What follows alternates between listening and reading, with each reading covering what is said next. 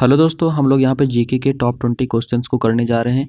तो वीडियो पे बने रहिएगा और अगर चैनल पर फर्स्ट टाइम विजिट किए तो सब्सक्राइब करके बेल आइकन जरूर दबा लीजिएगा।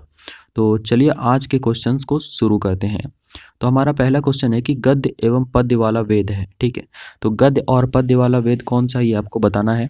ठीक है, लास्ट में आप लोग बताइए कि आपके कितने करेक्ट हुए। ठीक है, तो देखिए इसका राइट आंसर हो जाएगा यजुर्वेद। ठीक है, गद्य और पद्य वाला वेद कौन सा है, तो यजुर्वेद। चलते हैं नेक्स्ट क्वेश्चन पे। तंत्र मंत्र वाला वेद है। ठीक है, तो तंत्र मंत्र वाला वेद कौन सा है, ये आपको मालूम होना चाहिए। तो इसका राइट आंसर क्या हो जाएगा, तो अथर्ववेद। ठीक है, चलते हैं नेक्स्ट क्वेश्चन पे।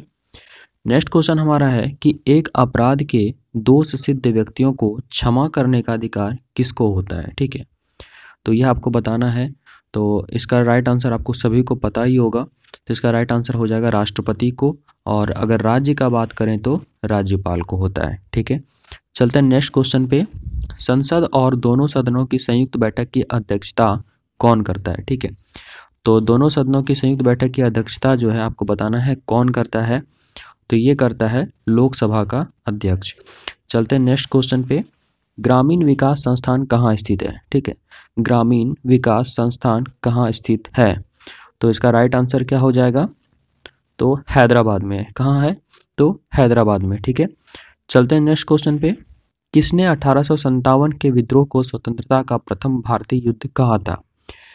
किसने 1857 के विद्रोह को स्वतंत्रता का प्रथम भारतीय युद्ध कहा था।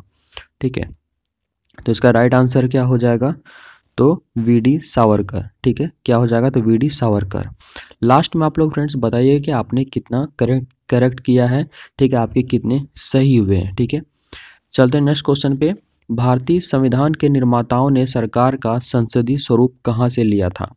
तो भारतीय संविधान के निर्माताओं ने सरकार का संसदीय स्वरूप जो है यह कहाँ से लिया था, ये आपको बताना है। ठीक है, तो इसका राइट आंसर हो जाएगा ब्रिटेन से। कहाँ से लिया था, तो ब्रिटेन से लिया था।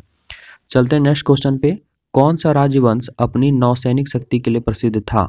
ठीक है, तो आपको बताना है कि कौन सा राजवंश था जो कि अपनी नौसैनिक शक्ति के लिए प्रसिद्ध था।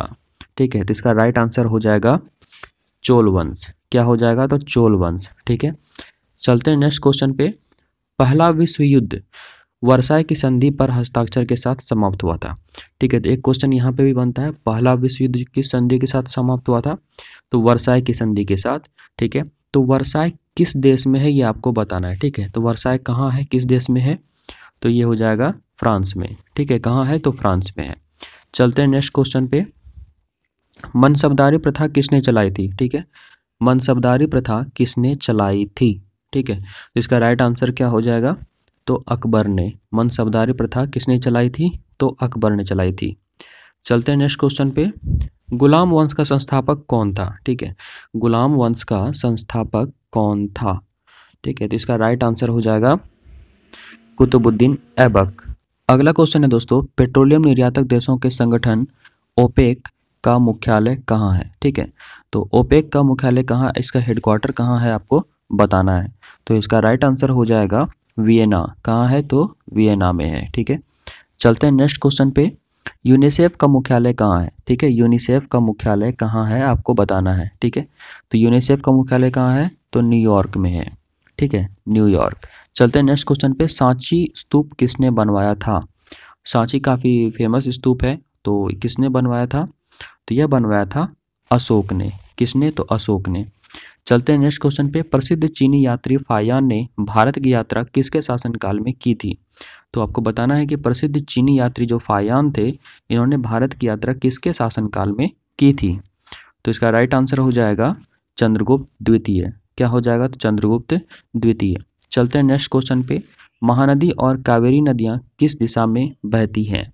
महानदी और कावेरी नदियाँ किस दिशा में बहती हैं, तो इसका राइट आंसर हो जाएगा पूर्व दिशा में। क्या हो जाएगा, तो पूर्व दिशा में।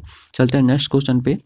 असहयोग आंदोलन किनके द्वारा चलाया गया था। ठीक है, तो असहयोग आंदोलन किनके द्वारा चलाया गया था, तो महात्मा गांधी के द्वारा। ये आप सभी को पता ही होगा।